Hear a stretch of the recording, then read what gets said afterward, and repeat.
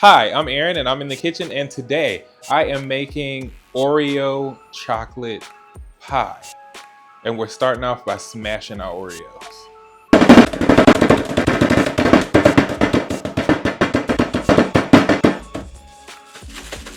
Oh.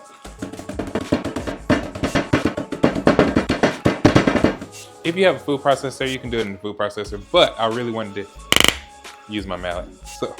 And I got a little hole in mine.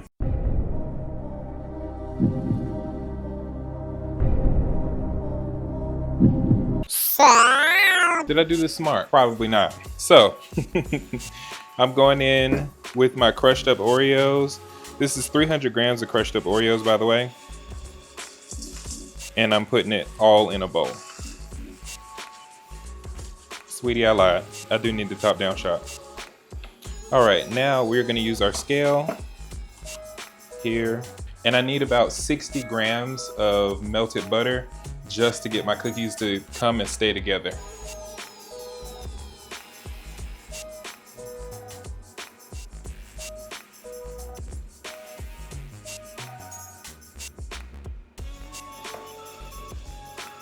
All right, that's our 60 grams. Just gonna mix in the bowl here. Take it off the scale. Remember, guys, you never wanna mix things on your scale. You'll throw your scale out of balance and then that will be a very sad day.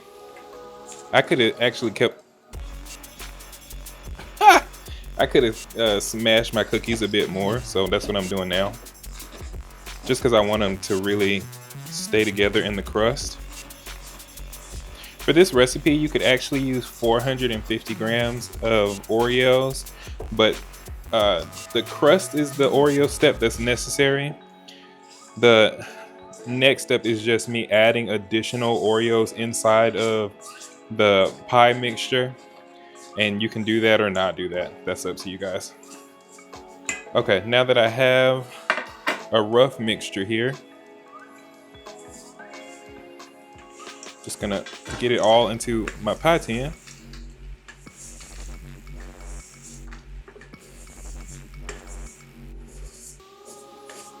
Press it and cool it. So this pie is a part of my Don't Turn On Your Damn Oven series. So this is a no-bake pie. Perfect for the summertime.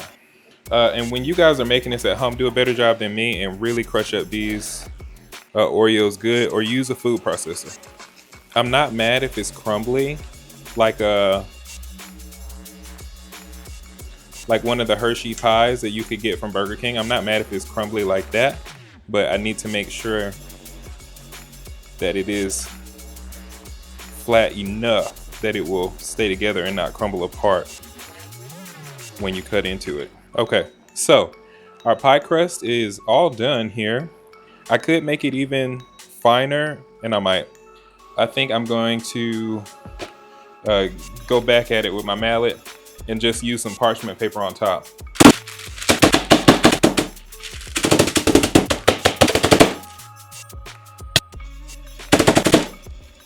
Yes, if you saw that, I did just hit my finger. There we go. Now, our pie is gonna go into our fridge or freezer if you're in a rush. Now, it doesn't need a long time to set in the fridge or refrigerator. Fridge or freezer. It's just long enough, like 30 minutes is actually enough, even in the fridge. The next thing we need is 4 egg yolks. And my last one is broken. All right. The rest of this mix is all going to be put together in our pot in the stovetop. Okay, so now that we have the eggs separated, we're going to go in with our dry and wet ingredients. I have a scale on top of my stovetop. Yeah, but we're going to put everything inside of our scale, pan, bowl, fridge, pot, pie tin that we're cooking in. Pot that we're cooking in. Okay, so the first thing that we're gonna do is go in with 300 grams of pot. Sugar. pot. Yeah, but we're gonna put everything inside of our pot that we're cooking in. Okay, so the first thing that we're gonna do is go in with 300 grams of sugar.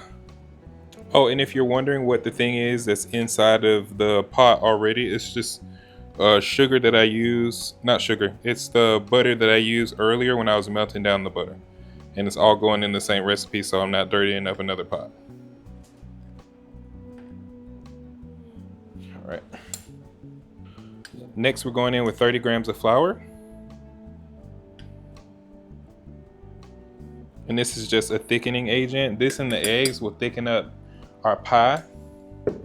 We will add another thickener in here at the very end. 7 grams of sea salt. You have to add salt, y'all. If you don't add salt, you can't taste anything. So that is one of the secrets. If you're making desserts and you feel like your desserts are really, really bland, it's probably because there's not enough salt. Or there's no salt in it at all, that's really a crime. So 50 grams of Dutch processed cocoa powder. You can use regular cocoa powder if you like. I always have Dutch processed, so I always use Dutch processed. I wouldn't worry about sifting this because we're gonna get liquids on top of it and it's all gonna come together and not be clumpy anyway. So, I mean, sift it if you want to, that's your business.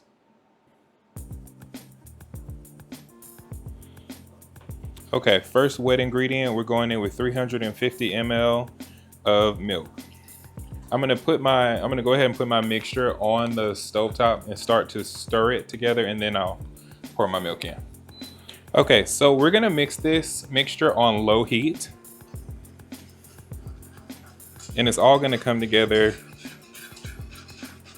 very quickly. Very, very quickly. This is gonna be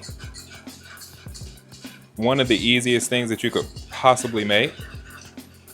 Oh, and you see my new whisk here? My friend Rebecca got me a whisk after her wonderful boyfriend broke mine. You see just with the eggs, it's already starting to come together. I'm gonna add in my 350 ml of milk now. So what's gonna happen, this is gonna act just like a custard or like a lemon curd, where it's gonna be really loose until it's not. Or even like my fudge that goes in my Matilda cake, that's really loose until it's really not loose. The best whisk for this is actually not the whisk I'm using. The best whisk for this is the French whisk. This is a balloon whisk, so it's really bubbled out at the top. A French whisk is really narrow, and that would be the best whisk for this kind of situation.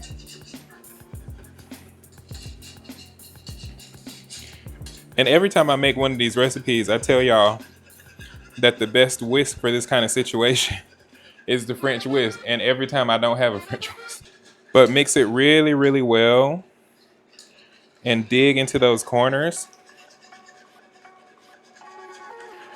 This is one of those where I would just caution you to be very, very patient with it and do not turn up the heat too high, even though I'm very tempted to turn up the heat high right now, just to make it cook faster.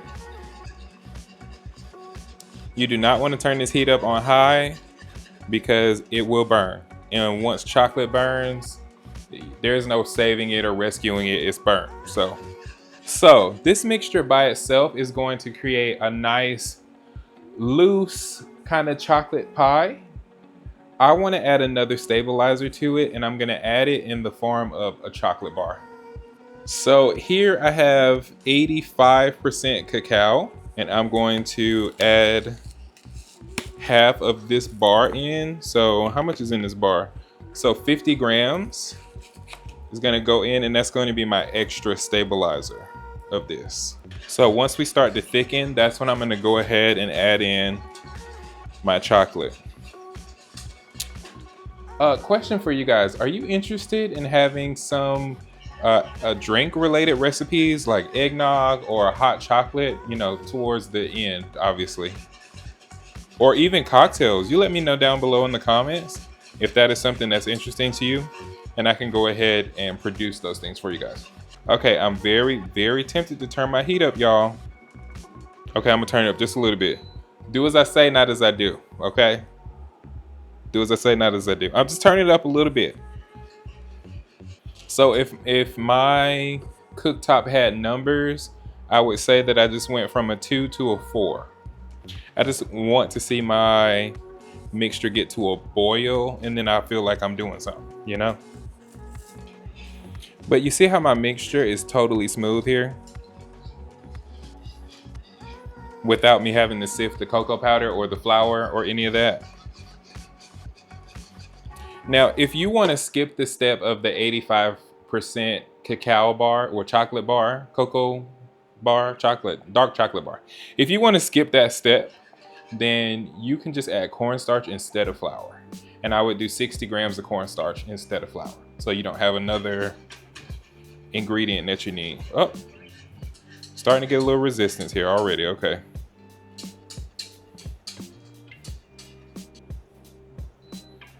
Yes, I turned the heat up again. I'm not impatient, you are. Yeah, that's already doing it, you see? I'm not sure if you guys can see like the steam coming off of this. Can y'all see that?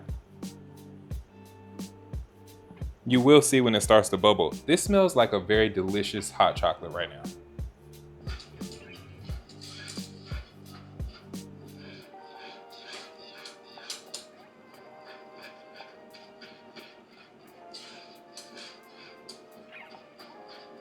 Yeah, it's starting to get thick. Can you see that? So the chocolate bar, I'm going to add this in at the very last step. It smells pretty good. The cameraman says it smells really good. Okay, I know you can see that now. Now we're thick. Yeah, really thick now. Let it cook for a couple more seconds here, and then I'm gonna add my chocolate bar in. Just a couple more seconds.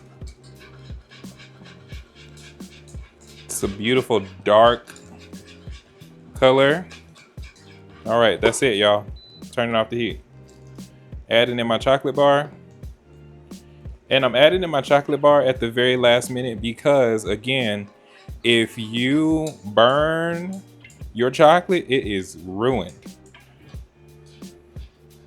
It is ruined. And yes, this chocolate bar will mix into, see, it's already melting. Already gone. See? Already gone. Can you see how thick that is? Yeah, that, super thick. I'm just gonna mix it a bit more here just to make sure that my chocolate bar is all mixed in the way I want it to. And this is stable, okay? Like that, super stable.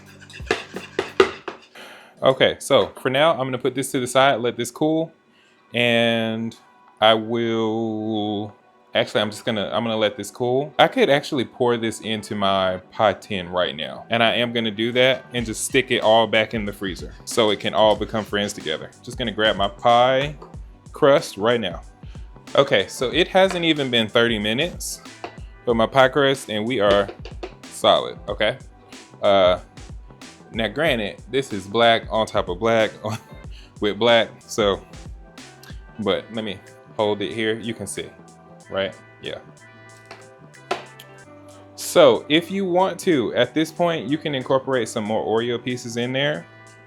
I was gonna do that, but I don't think I need to. But what I am gonna do is taste this, my pie filling. I am gonna taste that. Even though it's hot, I'm still gonna get me some. Oh, that's delicious. My goodness. Ooh. Mr. Cameraman, you wanna lick the whisk? Let me move this over here so you guys can get a good look at it, even though it's pretty dark. All right, now just pouring our pie crust in. All right, now I'm just gonna spread out my pie here.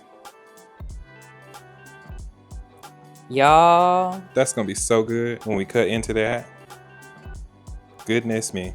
I'm gonna spread it because I wanna try to cover up as much cookie as possible. All right, now I'm gonna stick this in the freezer. You can stick this in the fridge, of course.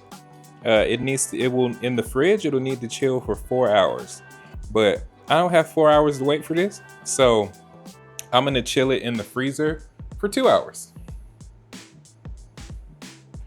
and then come back and taste it with y'all. And I'm gonna lick this too, cause who ain't gonna lick this spatula? All right, I'll see y'all when it's chilled for the taste test, even though I'm tasting it right now.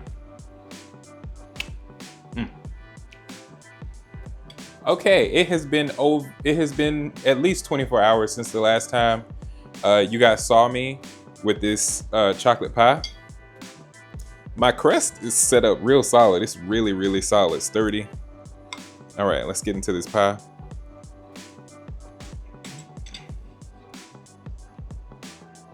Y'all, it's so good. It's so, so good. I love the crust and I love the pie filling. Honestly, I would add the Oreos on the top just because why not? But it is really, really good. Also, it's really, really dark. So if this is something like you wanted to do for Halloween, like something that you prepared the night before, you totally could. I give this an 8 out of 10.